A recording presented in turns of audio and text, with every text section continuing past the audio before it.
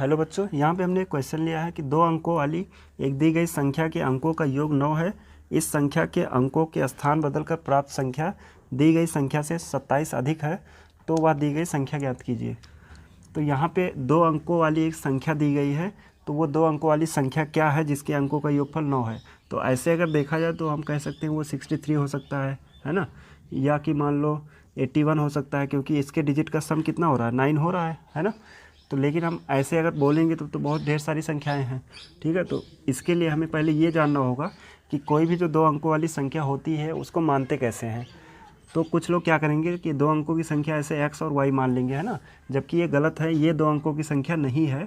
2 अंकों की संख्या किस प्रकार की होती है वो आइए देखते हैं। यहाँ पे मान लिया कोई नंबर है ऐसे 26, ये 2 अंकों की संख्या है ना। अब इसका रूप अगर ओपन किया जाए और विस्तार इसको किया जाए तो वो कुछ ऐसे दिखेगा। जैसे मान लो इसको लिख सकते हैं 20 + 6, और 20 को ब्रेक करें तो 10 × 2 + का 6। अब ये जो 2 और 6 था ये तो है यहाँ पे, और ये 10 एक्स्ट्रा आ रहा है ना। ये 10 इसलिए है क्योंकि ये बता रहा है कि ये जो 2 है वो टेंस प्लेस पे है, यानी दहाई स्थान पे है, ठीक है। तो यहाँ पे कोई भी अगर हम संख्या मानेंगे, इस प्रकार मानेंगे तो गलत माना जाएगा। और यहाँ पे हम तो इस प्रकार कोई भी संख्या अगर मानना होगा तो हम उसमें 10 को दिखाएंगे, क्योंकि 10 जो बताएगा वो टेंस प्लेस को बताएगा। तो यहाँ पे कोई संख्या अगर हम 10x + y के रूप में अगर माने तो ये कहेंगे हाँ ये 2 डिजिट नंबर है, क्योंकि इसमें x टेंस डिजिट को दिखा रहा है और y को है यूनिट डिजिट को दिखा रहा है, ठीक है। तो कोई भी नंबर हमें अगर 2 अंकों की कोई संख्या मानना है तो वो यही मानेंगे। या तो हम यहाँ पर वेरिएबल बदल सकते हैं, ऐसे 10a और +b मान ले, है ना। कोई भी नंबर यहाँ पे वेरिएबल तो कुछ भी हो सकता है, लेकिन ये ध्यान रखना है ये 10 जरूर रहेगा। ऐसे ही मान लो अगर 3 अंकों की कोई संख्या मानना होगा तो 3 अंकों की संख्या मान लिया हमने ये है। अब इसको ब्रेक करेंगे तो ये हो जाएगा 300 + का 20 और +4। अब 300 में 100 है ना, तो 100 × 3 और प्लस का यहाँ पे 10 और 2 + का 4 × 1। हम 3 अंकों की बात कर रहे हैं तो यहाँ पे 100 भी आ रहा है, तो ये हो गया मान लो 100x + का 10y + का z। इस प्रकार से कोई भी 3 अंकों की संख्या मानी जाएगी। 100x + का 10y और प्लस का z, ठीक है। इसी प्रकार से जब 4 अंकों की बात आएगी तो वहाँ पे एक और अंक आगे आ जाएगा जिसमें 1000 रहेगा, है ना। इसको यहाँ पे w मान लेते हैं। तो इस प्रकार से 4 अंकों की संख्या मानेंगे, ठीक है। तो 2 अंकों की संख्या कैसे मानना है या 3 अंकों की, वो हमने यहाँ पे बता दिया है। अब इस सवाल को करते हैं यहाँ पे। तो सबसे पहला काम इसमें यही होना है कि हम 2 अंकों की एक संख्या मानेंगे। माना 2 अंकों की संख्या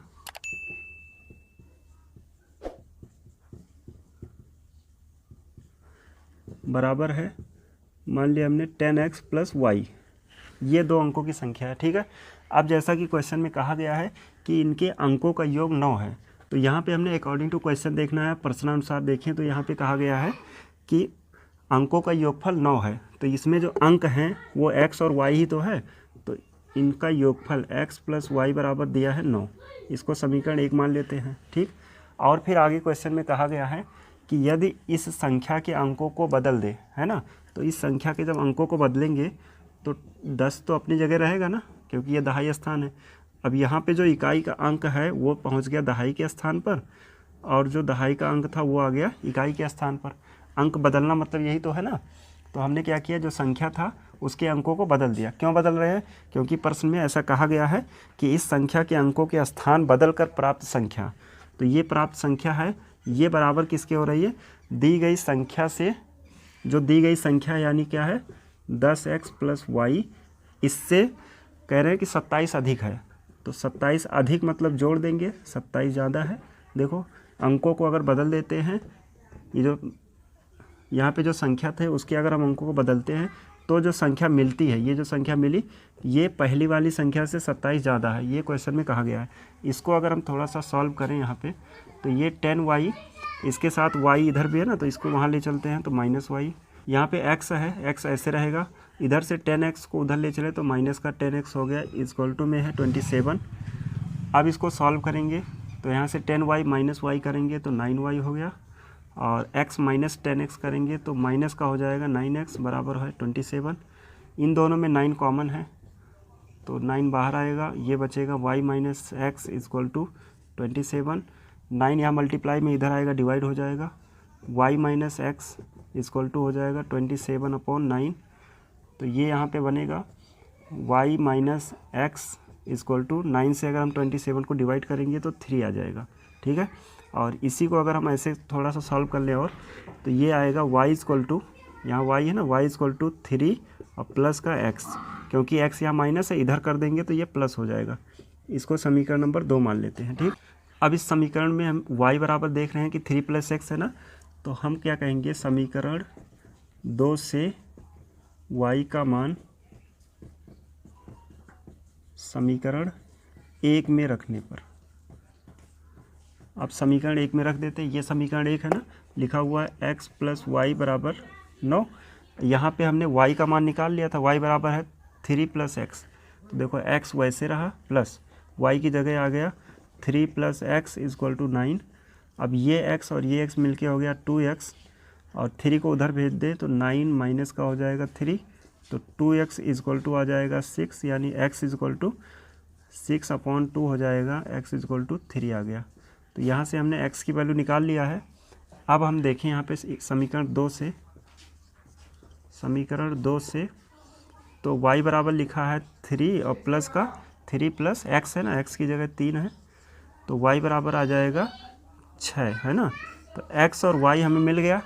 अब हम कह सकते हैं हमें 2 अंकों की संख्या मिल चुकी है, 2 अंकों की संख्या जो हमने माना था। अतः 2 अंकों की संख्या,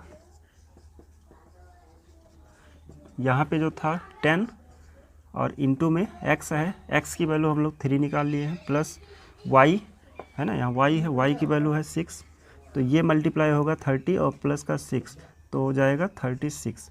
तो यही वो 2 अंकों की संख्या है ना, यही इसका आंसर बनेगा। देखो यहाँ पे इनके अंकों का योगफल 9 है ना, प्रश्न में कहा गया था कि अंकों का योगफल 9 हो, और जब हम इसके अंकों को बदलेंगे ना तो ये संख्या बन जाएगी 63, ठीक है। और जब 63 बनी है तो पहले वाली संख्या से देखें कितना ज़्यादा है, तो उसमें से हम 36 घटाएंगे तो ये आएगा 7 और ये 2। तो जो अंकों को बदलने से जो बनी संख्या है 63, वो पहले वाली संख्या से 27 ज़्यादा है, जो कि दूसरा कंडीशन था। दोनों को वेरीफाई कर रहा है, यही इसका आंसर बनेगा।